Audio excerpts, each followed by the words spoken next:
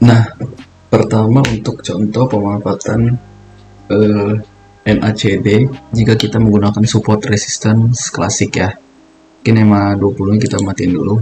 Nah, nih kelihatan ya di sini di MA20 di sini. Nah, di sini itu kelihatan MACD-nya itu dead cross dan di bawah nol yang mana harusnya brutal.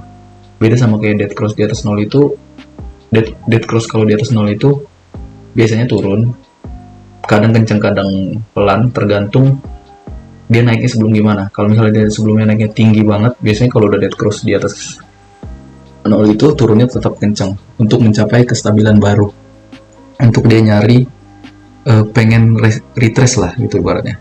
Kadang juga pelan, nah kadang bisa juga naik. Makanya dead cross di atas nol ini benar-benar yang sering menipu ya, menipu orang yang belum begitu bisa memahami penggunaan MACD. Kadang dia pikir dead cross itu pasti jelek, kadang padahal bisa jadi naik, bisa jadi turun. Tuh makanya kita ada, makanya MACD itu sebenarnya bukan bukan untuk menjadi patokan utama, sangat tidak dianjurkan untuk menjadi patokan utama. Tetap patokannya itu ya support resistance klasik atau trendline atau moving average atau nanti indikator-indikator lain, indikator utama lain yang mungkin akan gue jelaskan di video-video selanjutnya. Nah, kayak gini. Misalnya ini kan MA20, MACD. Dia di bawah 0 dan dead cross kan, kelihatan. Nah, tapi harganya itu di sini-sini aja. Kenapa? Karena di sini jelas ada support gitu. Dia berhasil closing di atas support walaupun kadang ada ditembus, ya kayak gini ditembus, tapi pada akhirnya apa? Dia closing di atas supportnya lagi. Makanya patokan kan closing ya, kayak bilang. Dia closing di atas support lagi. Akhirnya apa? Ya, MACD-nya ini yang dead crossing-nya ya dilawan dengan support.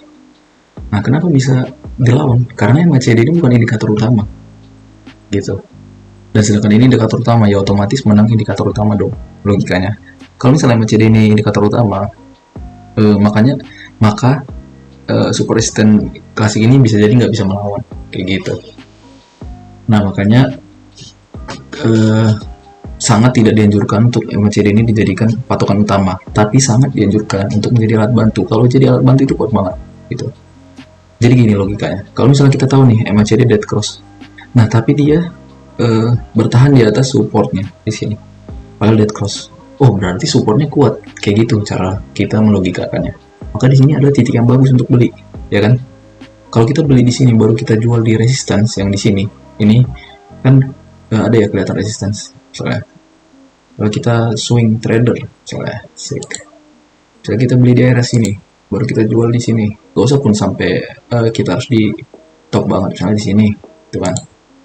Nah, itu udah 20%. Itu udah lumayan banget gitu. Cuman pakai support resisten klasik dan MACD. Kayak gitu. Itu untuk pemanfaatan MACD dan support resisten klasik.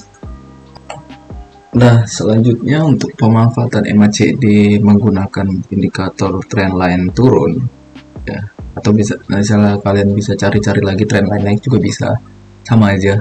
Yang penting mindset yang harus ditanamkan adalah MACD adalah alat bantu untuk memaksimalkan alat bantu utama, kayak gitu. Nah, kayak gini nih, kelihatan kan dia lagi tren turun, di sini MACD-nya di bawah 0 nih, ya kan? Makanya dia turunnya brutal. Nah, walaupun dia turun brutal, bukan berarti kita nggak bisa cari untung di sini, kayak gitu. Nah, di sini ada nih dia retrace cukup lama. Sini ya, 1, 2, 3, 4, 5 hari di area support trendline ya. Walaupun MACD lagi turun, dia berhasil bertahan di area support trendline ini. Ya. Nah, baru di sini di hari yang ini kelihatan nih kayak MACD-nya kok kayak mau golden cross walaupun di bawah 0. Nah, kita bisa manfaatin gitu di area sini, kita bisa manfaatin. Kita lihat dia retrace cukup lama, artinya support ini cukup meyakinkan ya. Nah, cuman kalau misalnya kalian ada ketemu saham lain yang lebih bagus ya ngapain cari yang lagi kayak turun kayak gini gitu, walaupun bisa untung. Tapi misalnya nih seburuk-buruknya market lagi jelek, ya boleh kalian kayak gini, kalian cari yang kayak gini pun gak salah. Yang penting banyak cara lah buat untung di saham kayak gitu. Kalian beli di sini kan. Nah, ini kalian bisa lihat nih, mungkin kalau kalian bisa TP di area uh, trendline apa garis trendline resistance-nya bagus gitu kan. Dan gue saranin sih gitu, karena apa? Karena MACD masih di bawah 0, jadi cenderung bisa turun gitu. Kalau kalian beli di situ aja gitu, misalnya bilang lah belinya di tengah-tengah gitu, jual di sini-sini gitu kan, udah mulai apa, gak jadi tembus resisten lumayan 7%, kalian bisa untung sekitar 7%an ya di saham yang lagi turun kayak gitu, untuk pemanfaatan MACD di trendline lagi turun. Nah, selanjutnya adalah pemanfaatan MACD untuk eh, penggunaan MA20 dan MA5. Dan boleh juga MA3, cuman sama aja. Kalian bisa tonton yang MA5, MA20, MA3.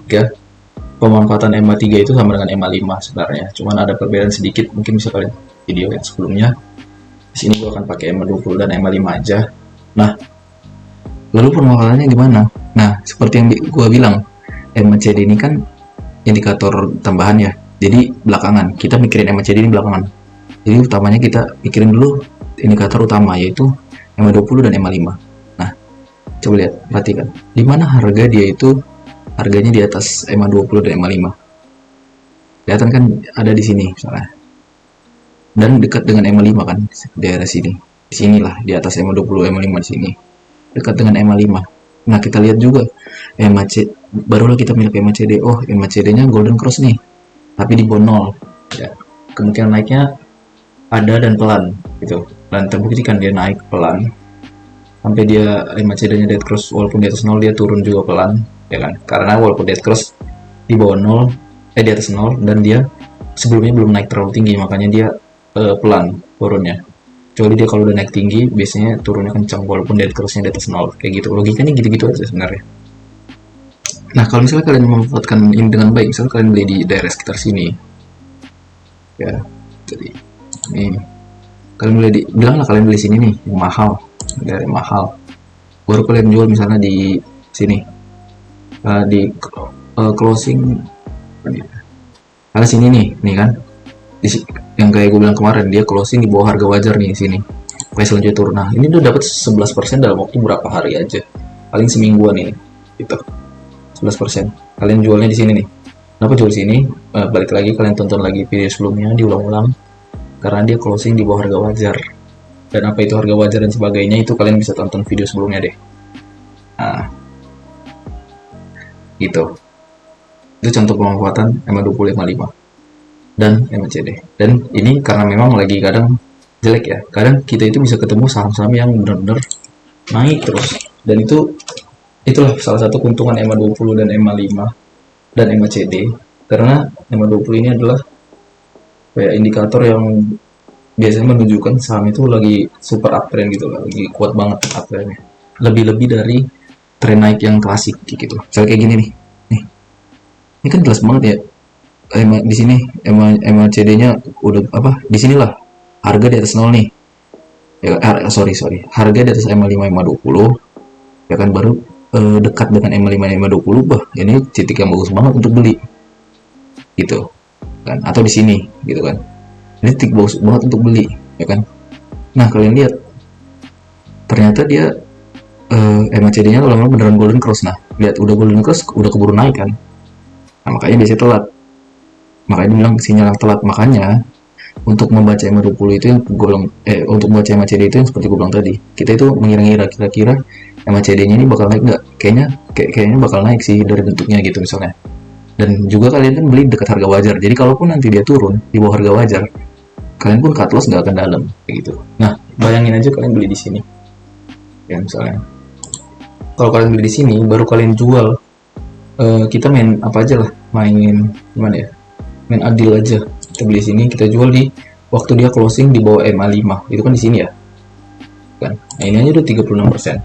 Nah, kalau gue biasanya kalau udah untung gede gitu, gue masih mau nahan lebih lama lagi sampai dia benar-benar di bawah MA5, MA20, MA3 biasanya. Kalau misalnya untungnya udah gede ya, karena ya udah gede, udah nothing tulus lah gitu.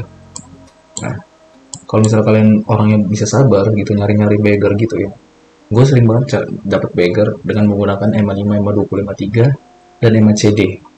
Dan juga ditambah satu indikator lagi namanya Ichimoku. Itu nanti mungkin akan gue jelaskan di video yang lain gitu. Ichimoku. Nah, mungkin EMA 255 nya udah cukup. EMA 255, 3 dan EMA CD.